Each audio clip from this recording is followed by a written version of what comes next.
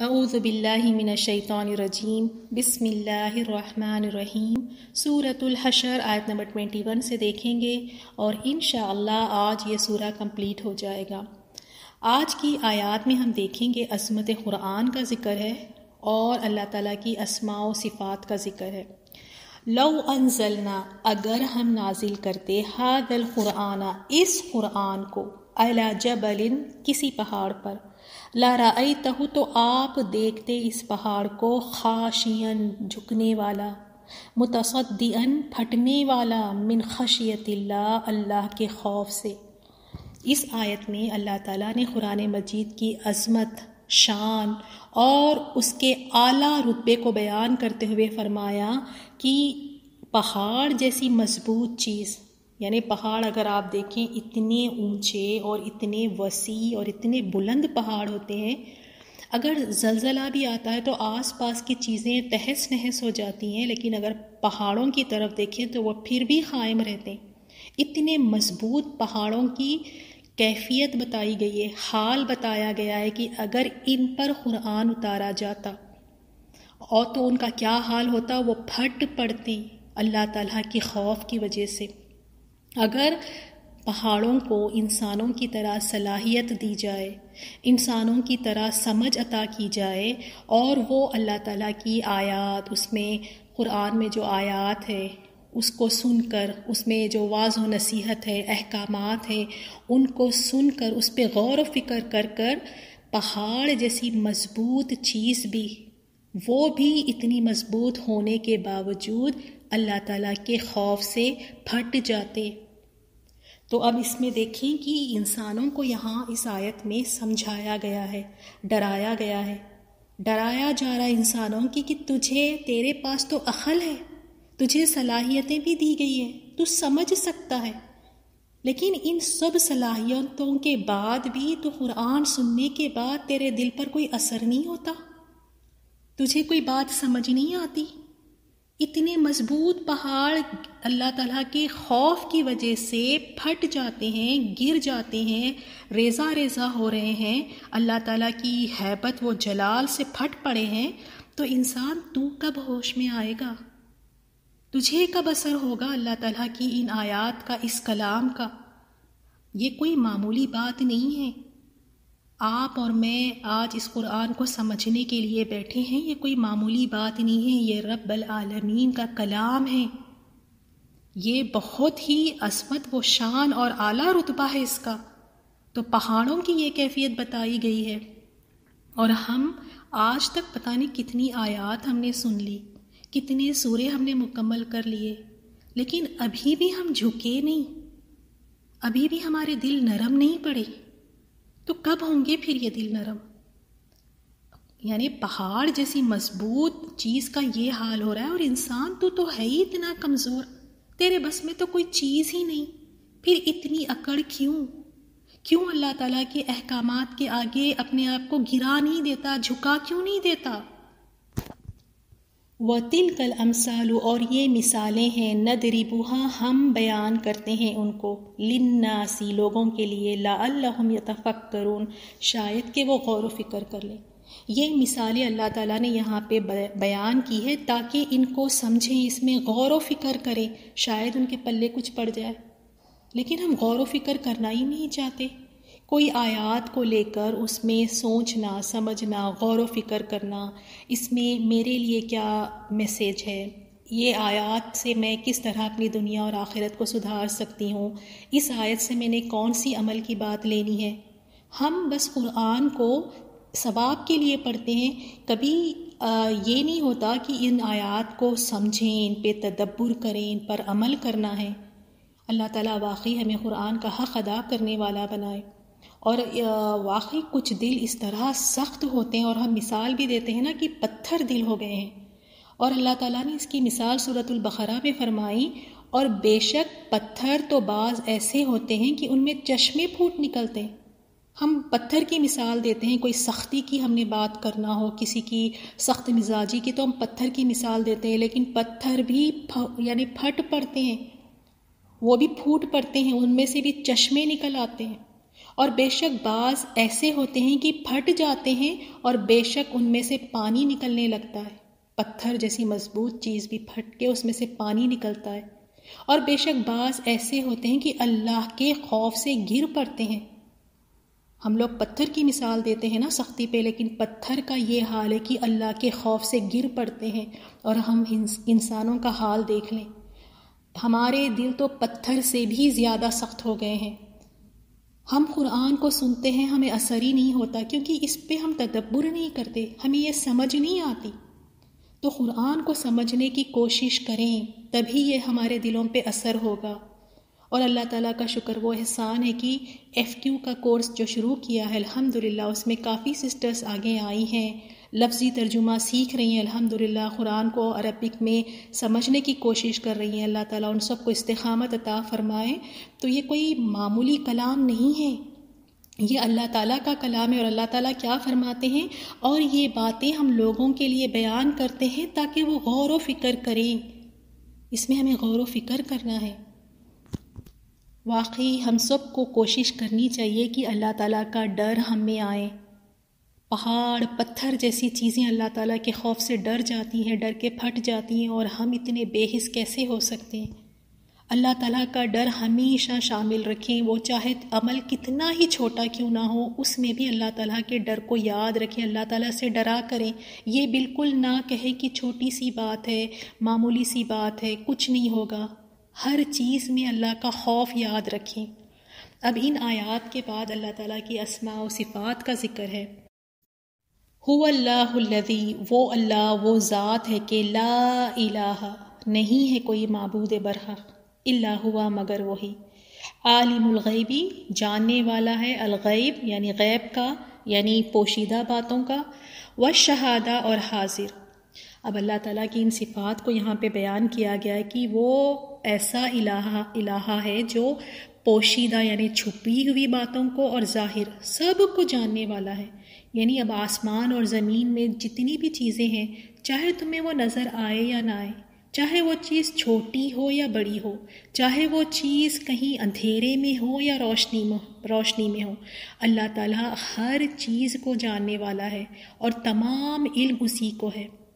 اور اس بات پہ عقیدہ صحیح رکھنا ہم سب کا بہت ہی زیادہ ضروری ہے، کیونکہ جتنا بھی علم غیب انبیاء کرام کو دیا گیا یا رسول اللہ صلی اللہ علیہ وسلم کو دیا گیا، اتنا ہی ان کے پاس تھا جتنا اللہ نے انہیں عطا فرمایا تھا، جتنا اللہ نے انہیں بتایا تھا۔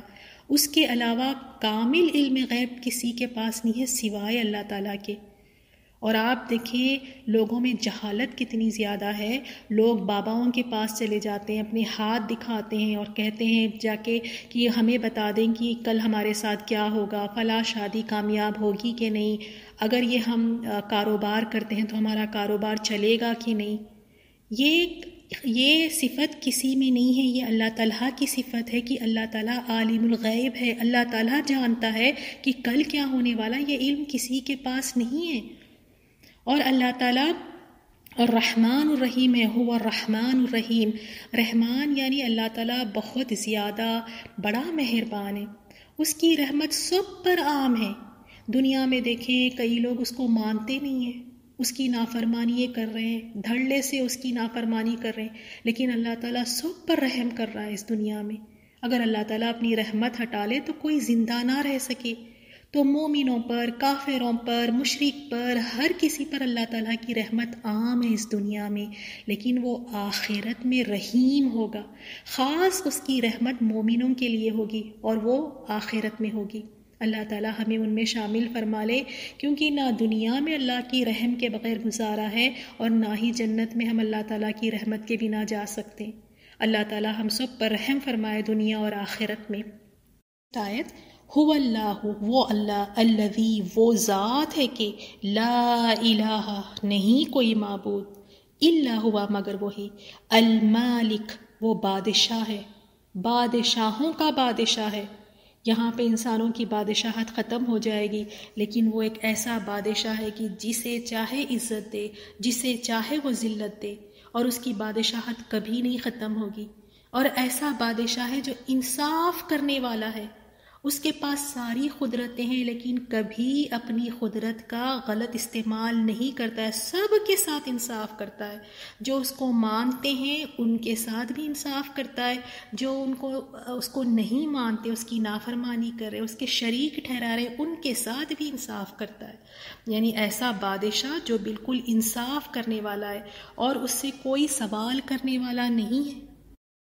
ذرا اس بات کو تصور کر کے دیکھیں، دنیا میں بڑے بادشاہ آئے اور چلے گئے، کیا ان کی بادشاہت تھی، کیا ان کے اختیارات تھے، لیکن ذرا تصور کریں قیامت والے دن یہ بڑے بڑے بادشاہوں کا کیا حشر اور عالم ہوگا، کس طرح یہ بادشاہ دنیا کے اللہ تعالیٰ کے سامنے ہاتھ باندھے کھڑے ہوں گے، خوف کے عالم میں کھڑے ہوں گے، گھبرا رہے ہوں گے، پریشان حال، وہ جو دنیا میں بادشاہ تھے۔ تو اصل بادشاہ تو اللہ تعالیٰ ہے، وہی تو مالک ہے۔ دیکھیں جب اللہ تعالیٰ کی ان صفات کو انسان سمجھتا ہے تو پتہ چلتا ہے کہ اللہ ہے کون، اس کی کیا قدرتیں ہیں، اور پھر اس اللہ کو چھوڑ کر، اس قدرتوں والے رب کو چھوڑ کر کسی اور پہ بھروسہ کرنا، کسی اور کے آگے اپنا ماتھا ٹیکنا، کسی اور کو سجدے کرنا کیا زیب دیتا ہے؟ کوئی اس طرح کا ہو سکتا ہے؟ کوئی رب اس طرح کا ہو سکتا ہے؟ اللہ تعالیٰ کی طرح تو کوئی ہو ہی نہیں سکتا، اس کے ساتھ کسی کو نہیں شریک کرنا۔ اب آپ دیکھیں کہ اتنی پیاری پیاری صفات اللہ تعالیٰ کی آ رہی ہیں، ان کو آپ سنتی جائیں گے تو آپ کے دل میں اللہ تعالیٰ کے لیے اور محبت بڑھتی جائے گی، اور اللہ تعالیٰ کی عظمت بڑھے گی آپ میں، کہ آپ دیکھیں گے کہ کیا شان والا رب ہے، اور وہ القدوس ہے، پاک ذات ہے ہر عیب سے، اس میں کوئی عیب نہیں ہے۔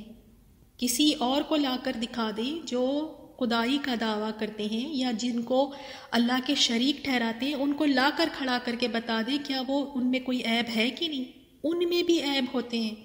یہ صرف اللہ تعالیٰ کی ذات ہے، وہ القدوس ہے، وہ پاک ہے، اس میں کوئی عیب نہیں۔ السلام یعنی سلامتی والا ہے، اللہ تعالیٰ سلامتی دینے والا ہے۔ المؤمن اور امن دینے والا ہے۔ اگر اللہ تعالیٰ انسانوں کو امن نہ دے تو انسان سکون سے اس دنیا میں چل پھر بھی نہ سکے، رات میں سکون کی نیند بھی نہ سوئے۔ یہ اللہ ہی ہے جو اللہ تعالیٰ نے امن میں رکھا ہے، تو سکون کی نیند ہم اپنے گھروں میں سوتے ہیں، ورنہ کتنے سارے خوف اور ڈر ہے اور کتنے سارے شر ہے، یہ اللہ ہی ہے جو اس نے امن دیا ہوا ہے۔ تو المؤمن، یہ اللہ امن دینے والا ہے۔ تو اگر کوئی بھی چیز کا خوف ہے، ڈر ہے، پریشان نہ ہو، المومن کی طرف پلٹیں، المومن سے امن مانگے، وہ دلوں کو تھام لے گا۔ اب آپ دیکھیں لوگ کتنے زیادہ خوف زدہ اور پریشان ہیں، کئی چیزوں کو لے کر دلوں میں اتنا زیادہ ڈر ہے، تو اس ڈر کو دور اگر کرنا ہے، اگر چاہتے ہیں کہ دلوں کو قرار مل جائے، یہ ڈر دور ہو جائے، امن حاصل ہو جائے، تو پھر وہ المومن کی طرف پلٹے، اس کی فرما برداری کرے، تو پھر دیکھیں وہ امن دینے والا ہے، وہ رسوا نہیں کرے گا۔ المہیمن نگہبان ہے، حفاظت کرتا ہے، العزیز غالب ہے، الجبار المتکبر زبردست بڑائی والا ہے، ساری کبریائی، ساری بڑائی، ساری تعریفیں صرف اور صرف اللہ تعالیٰ کے لیے ہے۔ اور دیکھیں یہ اسماء و صفات بیان کرنے کے بعد اللہ تعالیٰ کیا فرماتے ہیں، سبحان اللہ عما یشرکون، پاک ہے اللہ ان چیزوں سے جنہیں یہ اس کا شریک بناتے ہیں۔ تم اللہ تعالیٰ کے شریک بناتے ہو، اللہ تعالیٰ ان سب چیزوں سے پاک ہے۔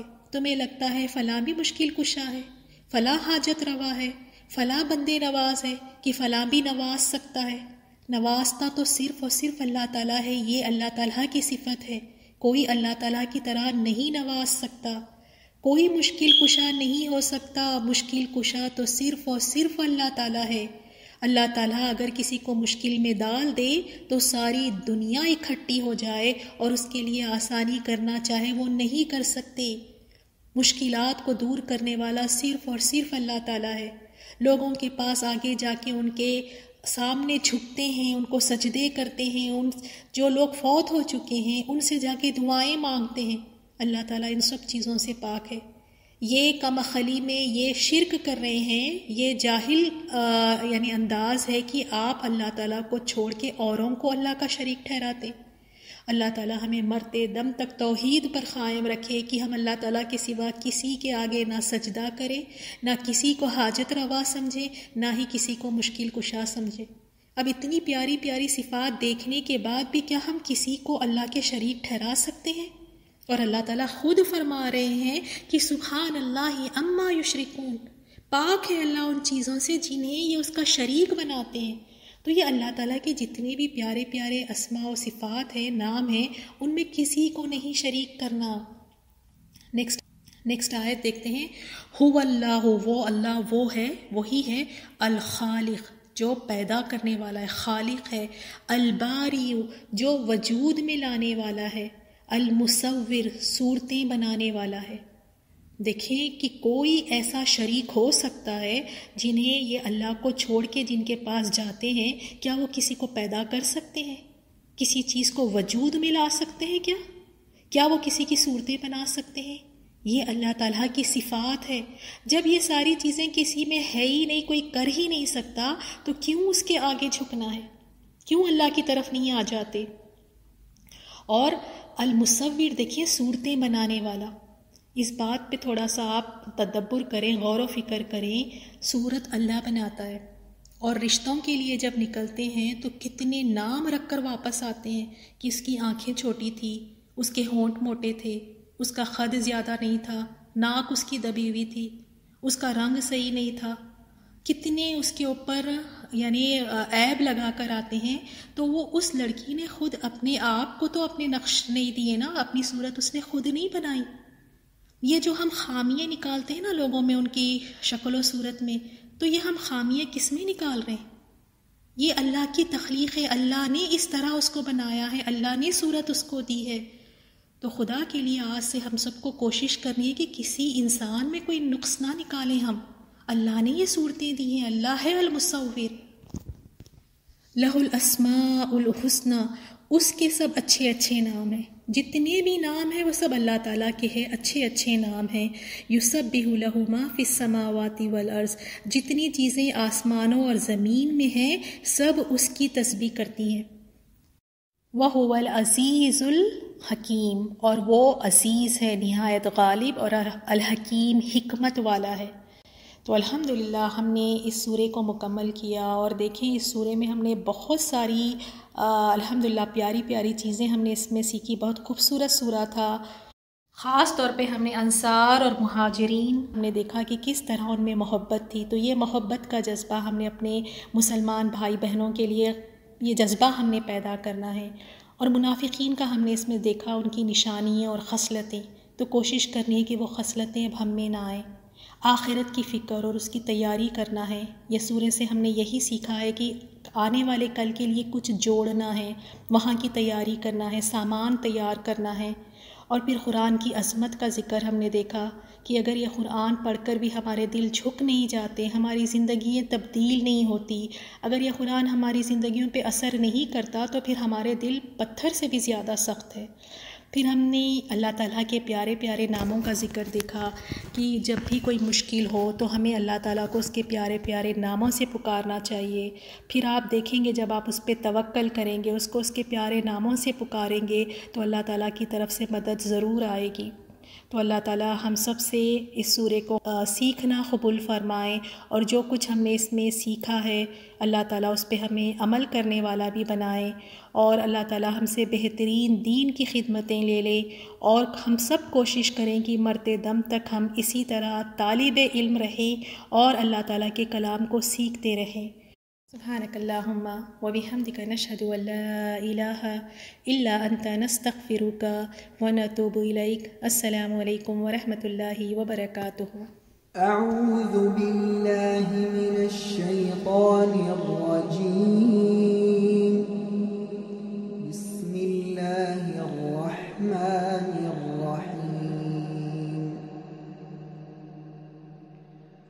لو أنزلنا هذا القرآن على جبل لرأيته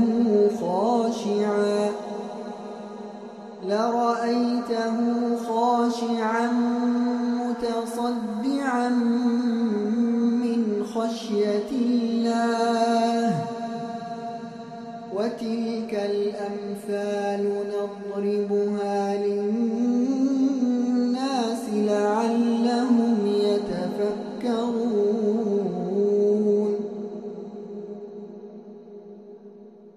هو الله الذي لا إله إلا هو عالم الغيب والشهادة هو الرحمن الرحيم هو الله الذي لا إله إلا هو الملك القدوس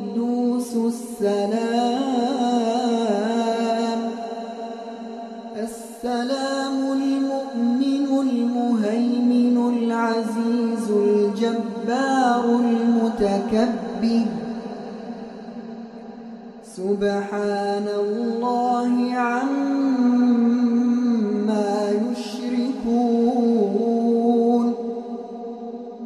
هو الله الخالق البارئ المصور له الأسماء الحسنى يسبح له ما في السماوات والأرض وهو العزيز الحكيم